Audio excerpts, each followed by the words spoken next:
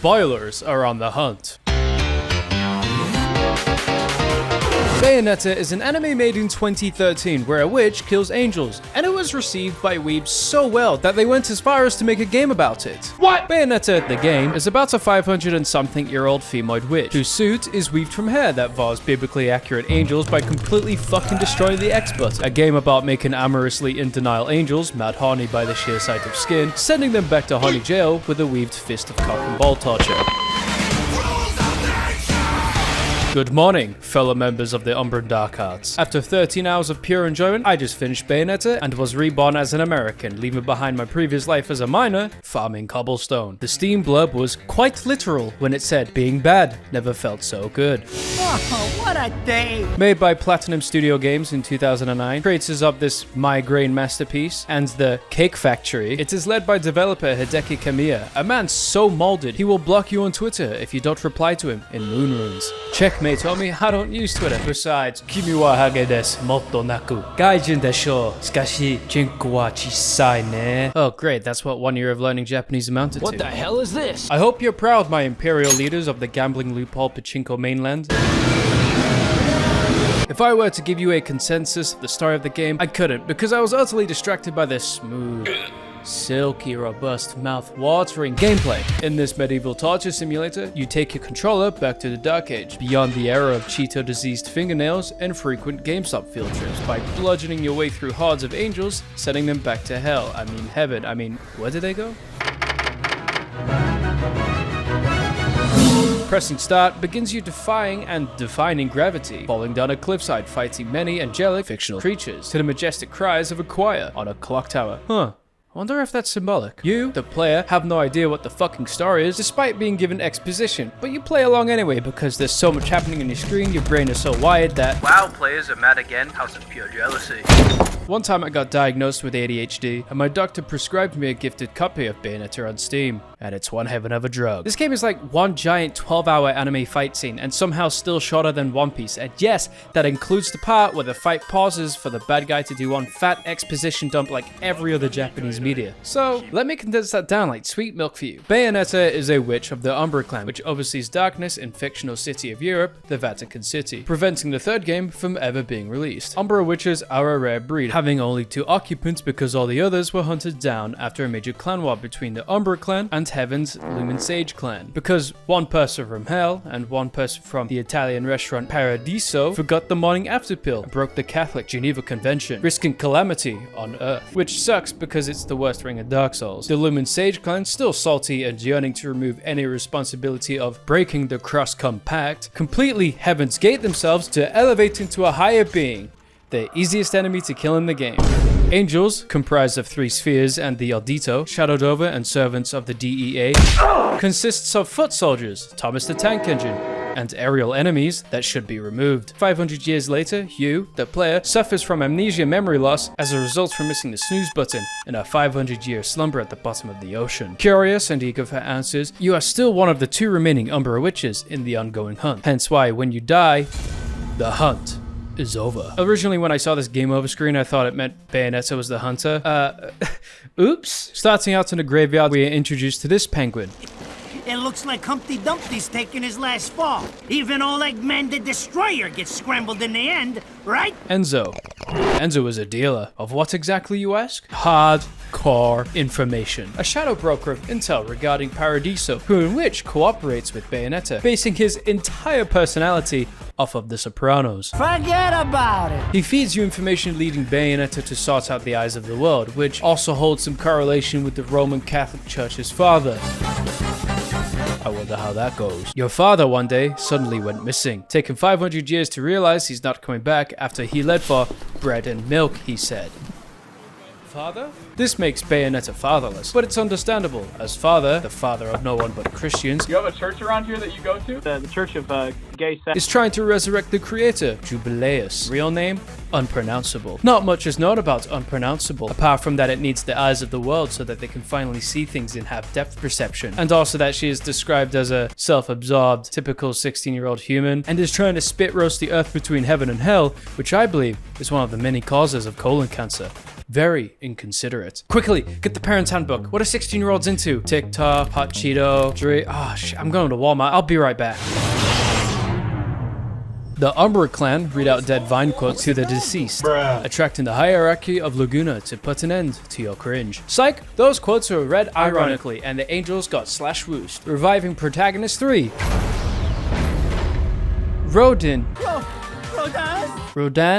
Shodan, a demon whose introduction can't go without being bonked on the head. Seemingly being this in-joke with the developers. Ex-manager of Paradiso's Pizzeria due to partaking in a Lord's holy coup and future cause of PewDiePie's fragile masculinity, he now barkeeps in the gates of hell. Nintendo exclusivity. Rodan and Bayonetta have a tight chemistry, although I think Bayo gets too comfortable. If you get in my way, I will, how do the Americans put it? Oh yes, bust a cap in yo ass. This mysterious figure, dressed like an inappropriate, elegant nun, fights the angels, and does that throughout the entire game. This intro pretty much establishes what you're in for. A game saturated with personality and flaring choreography that warrants an intense smile, reminiscent of a poorly made 2009 Gary's mod animation. Enzo quickly finds himself in a JoJo reference, being attacked by Abby from Twitch's custom Stando C creation. This is Purgatorio, a realm that Bayonetta can see whilst in the Earth realm and vice versa, and can transfer between them through that weird girl's ritualistic chalk drawings from high school. You know the one that smells of empty monster cans, has like 5 septum piercings for some reason. Human beings cannot see angels in Purgatorio, unless they have glasses. Finally, Jesus lives. Shit. On top of other neural burdens, sometimes Bayonetta experiences schizophrenia, which gets the better of her, and she begins to hear voices. Arise, my child. Arise to realize your true potential. Unleash your power and awaken the eyes of the world.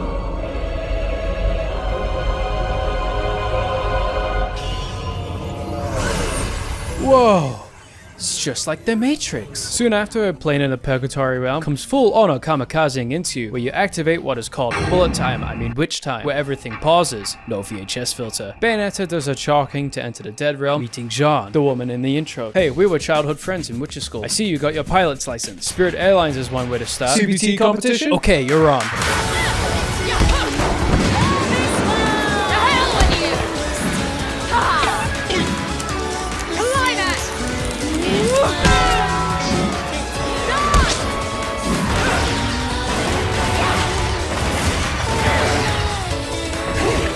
Sister, it seems we're at a stalemate in a stale world, XDD. Too bad my gun is loaded and yours isn't. Say goodbye, Oh, she's gone. That was tiring. Time to go to the gates of hell, I suppose. A bar where the patronage count is as sad as a small commentary channel. Run by Rodan, we're given some exposition on the worlds. After passing the GCSE test on biblical metaphysics, he rewards us with a dash of southern hospitality. Guns. Followed by the most Bayonetta thing alive.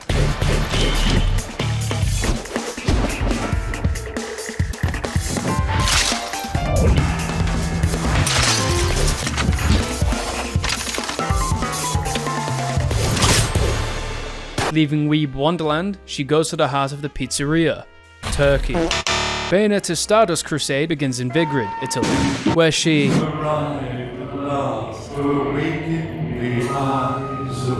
and she has to Le Tour de Fasulli from one end of the Elder Scrolls map to the other, in a big city named Isla de Sol. The map is in theme of a toy, reminiscent of Bayo herself looking like a pawn being held by the hand of a child, as she journeys through Big Italy, recollecting her memories from her past. We meet Jean Polnareff again, but she gracefully rides her bike with the most elaborate kills looking like a jank Gary's mod animation with the physics gun. Hey Jean, let's fight. No. By the way, I stole your Umbran watch to foreshadow the significance. Oh, okay. 5 minutes into Italy and Ezio's already been ripped off. This man with a pen and paper is what we would loosely consider someone to be a journalist, but he has an extendable rope to swing from, so he's cool. Fuck! Let that bugger go. I'm going to check the local Greg's. I love how in this scene he just flings back a scarf, but it pathetically falls down again. It kind of just like subtly describes his character pretty much instantly. Ordinary seeming and clumsy. We also learn that he too is much like Bayonetta. Fatherless. Luca believes that Bayo killed his father after Luca's father awakens Bayonetta from her Dio coffin, tearing him limb from limb. But I thought Bayonetta was a good guy. This initiates Luca's incel arc. You didn't expect me to trust bitches. Give him his Black Ops 2 shirt already. He deserves it. Luca spent his entire life after that aiming to find Bayonetta and to refund his OnlyFans subscription. Only to realize, holy shit, she's a bad shot and hasn't killed me yet. You need to disable SV cheats, my dear. They get acquainted and Luca reluctantly follows along. Look,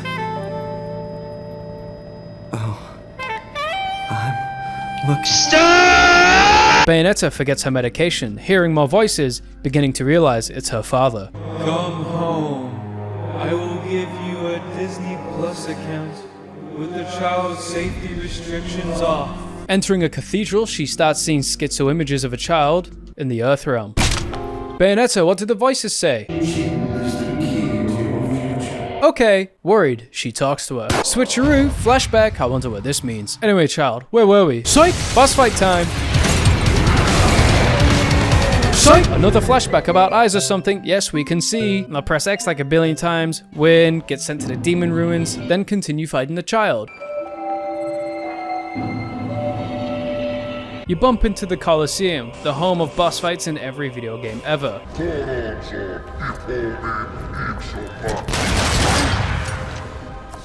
knock off, featherface. Fight a demon boss, completely destroy your X button, go to GameStop for a refurbishment, feed the local bird.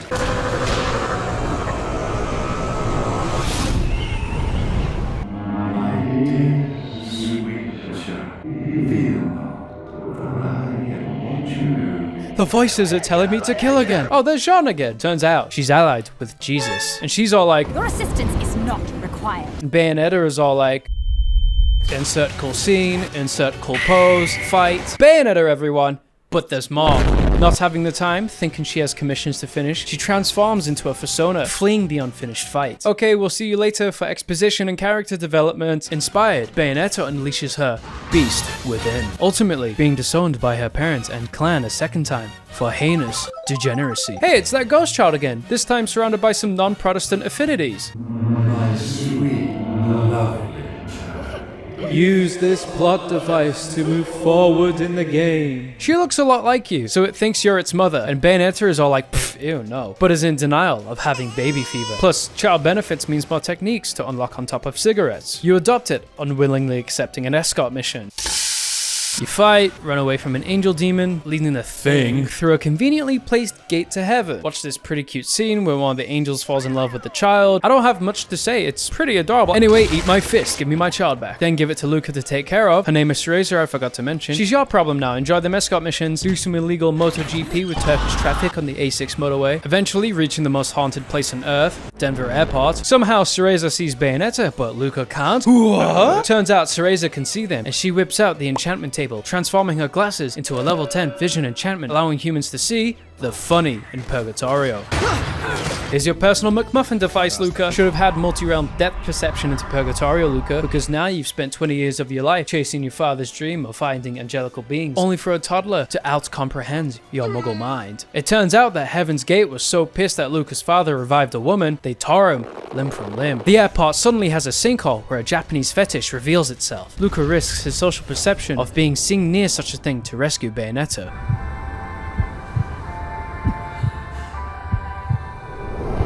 Sending him back to where he belongs. She sends spaghetti and meatballs back to Sweden so she can catch her first-class flight with Spirit to do another escort mission. No, fuck you, stay in there. Shamelessly stealing from that one Tom Holland movie they made a game about, but actually epic. You fight some angels, protect her, then forget about her, leaving her in an out-of-reach pool of electricity.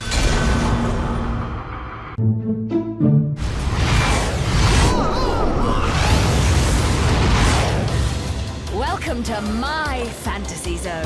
Eventually flying to the city on a fat man just to show Cereza around and...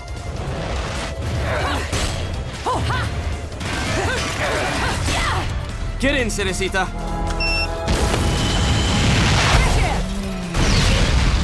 Oh. Well, I hope I still get the government benefits. Not anymore, Cereza. What? Yeah, okay, that works. Joke's on you.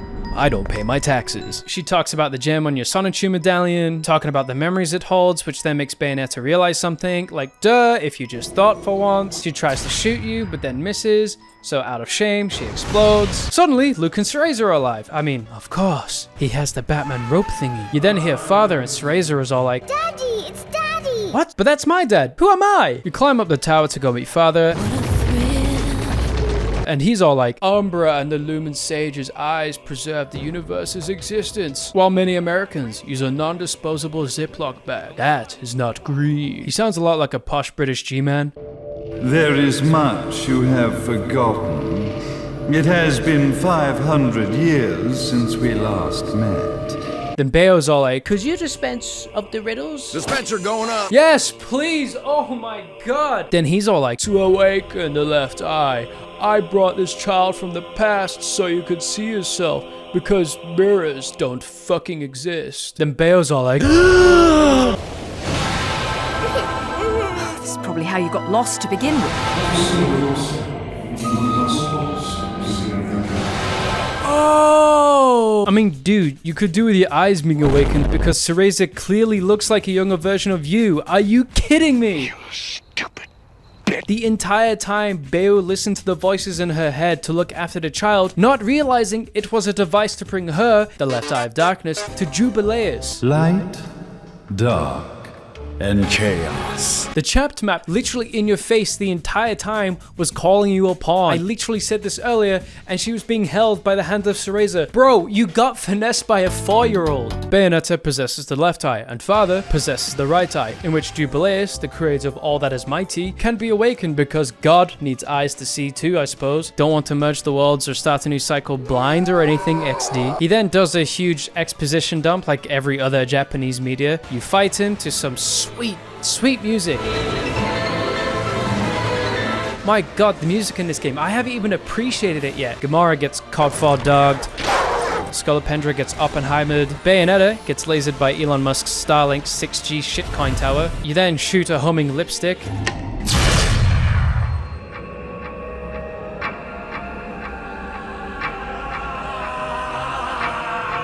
Into Father's forehead, shattering his masculinity. Don't fuck with a witch. Which, after the big fight and killing your only link to your family, you return your younger self to the past and give her the gem to keep on her and safe at all times. You're a strong little girl, so don't you worry anymore. You just keep your treasure safe too. Good advice for a child, you know, except for the part where it wasn't. You just caused broke space-time. But this is fiction, so we can work around it. Turns out 500 years ago, Jean directed a side B attack at Bayo's heart to put her to sleep, all to prevent the left eye awakening. Although I hear NyQuil helps.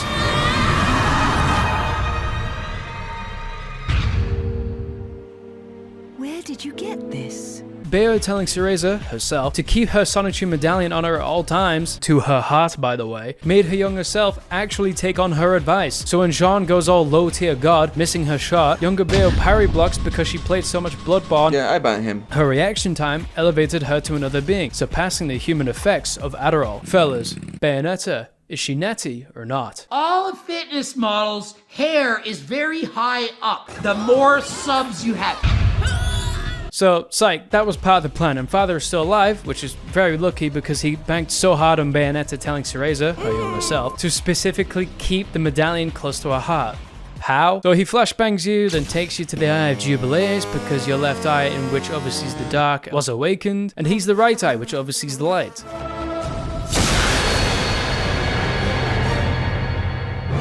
May Jubileus, the Creator, grace all of its creation.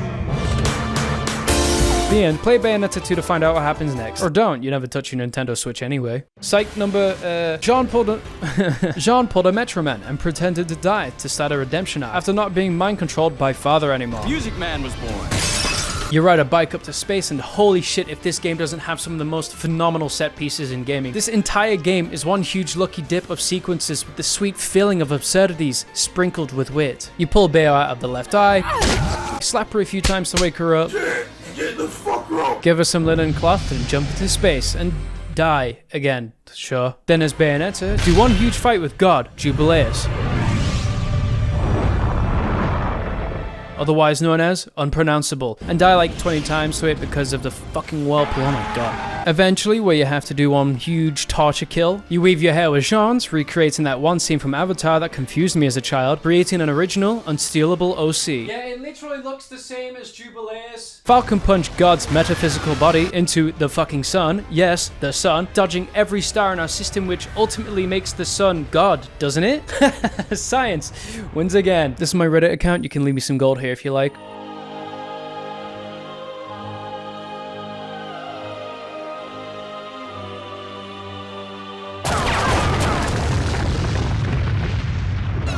Oh, what's that? Jean's still alive? Oh, I should have known. The body of God is still falling to Earth, so you both then major in archaeology, practicing on the body of God, leaving an inconsiderate amount of space debris orbiting Earth, dooming it to an eternal man-made darkness, which I'm sure the movie WALL-E warned us about, and then you fall back to Earth.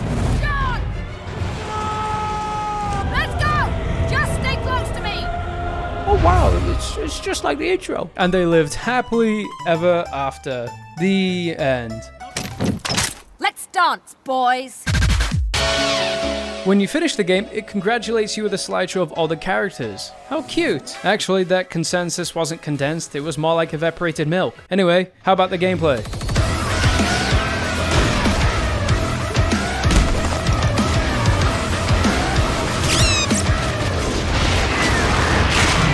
This beat 'em up is very inclusive to the female audience. It's fast, specific, and includes a lot of beating X's. Fights are called verses, very fitting for a biblical game. You're all waiting for Bayonetta 3, whereas I'm waiting for Metal Gear Christ, Roman Revengeance. You attack with guns, melees, and the Holy Necronomicon. This may be reminiscent of another game, because guess who also worked on that one? My name is Trish.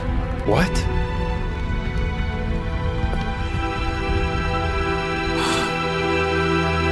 The combat is very responsive, with no second spare of pausing, allowing you to continue a combo after dodging. The only pausing you'll be doing is what is called witch time.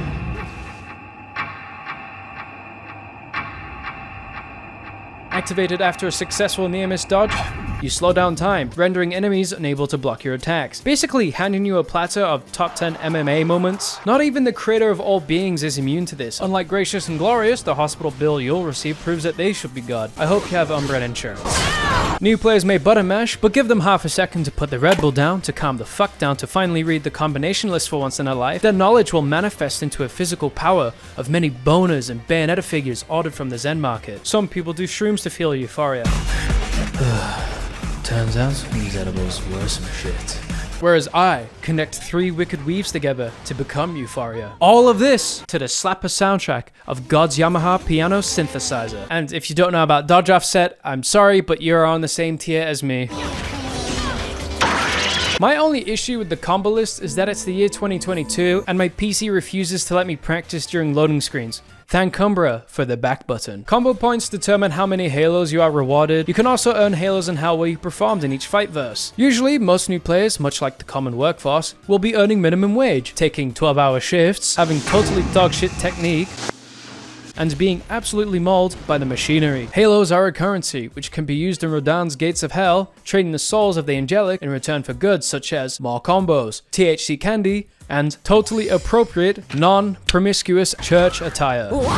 Hell is still a cash-based realm of existence. Diplomacy has failed. Thank goodness capitalism still has its place in hell. The trouble here is that the items in the Gates of Hell are very, very expensive. As a new player, you may be asking, how do I even afford all of them? You don't. I'd begin citing the mortgage forms. After all, they always follow you to the grave. The items in the Gates of Hell being expensive equals that you have to not be complete ass, or else you stay in the impoverished economy of Skid Row. The poorer get poorer, and the witch get witcher. Luckily, this game carries your halos and equipment over into your reincarnation, bearing a lot of replay value. And as you become more comfortable with the game and learn to not throw your controller against plastered walls, you earn a raise as a result of connecting combos and dodging attacks. Torture executions are easy game, basically getting paid for the eye candy of masochism, where Bayonetta passionately shouts, "Carpet bomb," before using a contraption straight out of Spencer's, or other lines such as "Yeah, Big Slay," An extension of these in boss fights are the quick time events, in which this game gives them a redemption arc because of how cute the infernal hair demons are.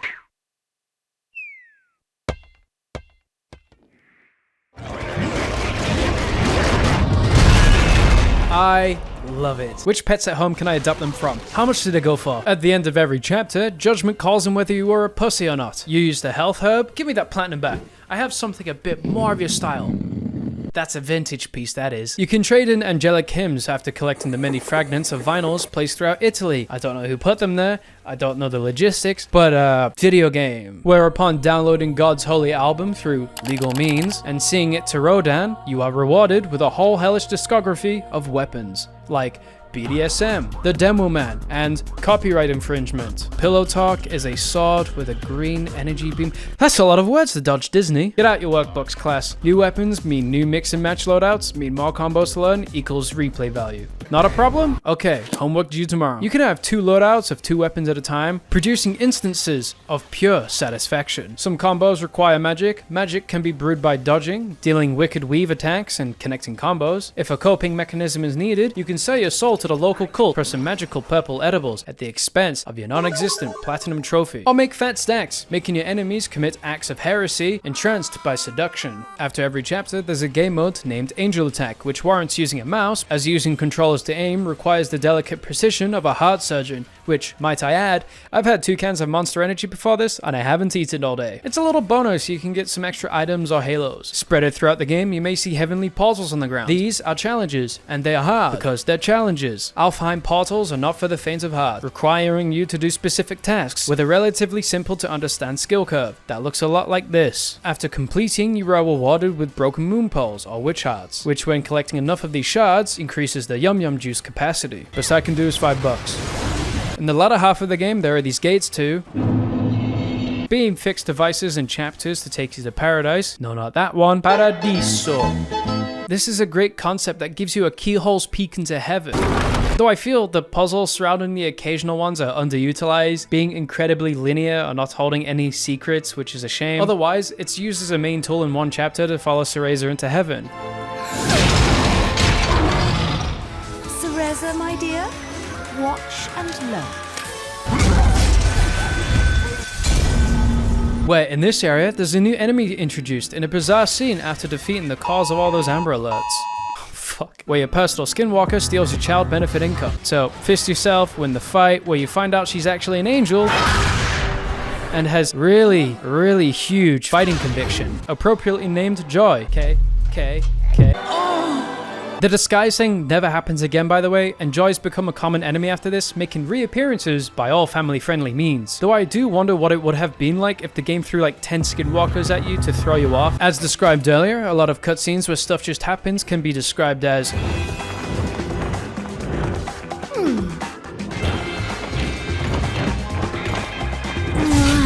Yep, that's Bayonetta. And it really just speaks for itself, going as far as to looking in context when it's taken out of context. Do I look like I have any interest in children?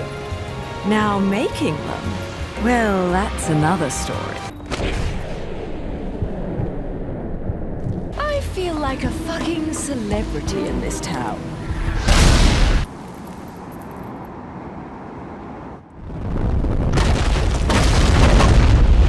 It's derived from creative heart, being in this song and dance, literally, hitting memorable moments beat after beat, even pacing itself appropriately, knowing when to be serious and when to be itself. And the voice acting is just phenomenal, with painstakingly thought over lines to deliver the truest character to derive from Bayonetta. Though some animations in cutscenes don't look as polished, but 99% of the time, it's polished with military-grade motion capture so you can see all of its inflections. There's 2 languages I speak, that's American and body language. After cutscenes that leave me in the ICU from a hemorrhage, it smoothly transitions into gameplay from all the buttery, greasy, fuck, I wasn't touching my controller, not fair, not fair! After all these cutscenes, you may have forgotten that this was actually a video game that is interactive. It allows you to partake in some fairly snazzy set pieces in area, running away from more Disney infringement. Some absolutely amazing, others absolutely degrading, requiring you to be careful on some not so forgiving moments. Fellas, are platform deaths affecting your gains? And you could even be faulted for not paying close attention for a quick time event that lasts before you even realize it exists. Some arenas may be sprinkled with details you may not notice. With one fight following a cutscene with Luca, you can see him in the normal realm, zip wire up to a column, and watch the fight. Whatever that looks like for him. I think it's adorable. We all know by now that Sega is low in cash, because unfortunately, their audience experienced time passing. So to solve this problem, they had to subliminally advertise by creating love letter stages of their older games, whether it be having remixed music, or changing the entire game you played up until that point. Route 666 being an Outrun and Afterburner love letter, where it depicts an accurate portrayal of the organ donor. Chapter 14's Isla del Sol is one huge love letter, being a mix between Space Harrier, Afterburner, and Motion Sickness, taking the bullet hell genre from the bird's eye view and throwing you straight onto the front lines. Good morning, welcome to Courier Airlines. It is currently 7 AM. We are currently experiencing heavy winds and lack of vision. I don't know why it's so hard to see. Please someone tell me why the ass of this rocket is so close to my face. Welcome to my fantasy zone. Oh, that's a game? She said it! She said it! That's a game! I didn't know it existed, but the wiki brought it to my attention. Anyway, it's a cute touch nonetheless. The game is littered with references. After beating the game for the first time, you'll unlock hard mode, which, to spice up, enemies are on 5 times the Adderall, you are on 5 times less the Adderall, and stronger enemies are added to verses, which were absent on normal difficulty. After beating the game on hard, which, oh my god, look at my play history, I'm such a good player. Look everyone, I totally used Modern 3 Wicked Weaves. You unlock Climax mode, the hardest difficulty, which can only be described as the controller's buttons being replaced with the holes of a cheese grater. I think. I haven't unlocked it yet. After all, fighting god subordinates isn't supposed to be easy, but pressing subscribers, TLDR, Bayonetta is a game that makes me want to rub Hideki's head for wishes. Thank you all my Umbra and followers for watching. I am now going to buy a Switch exclusively for Bayonetta 2, then instantly refund it when I'm finished.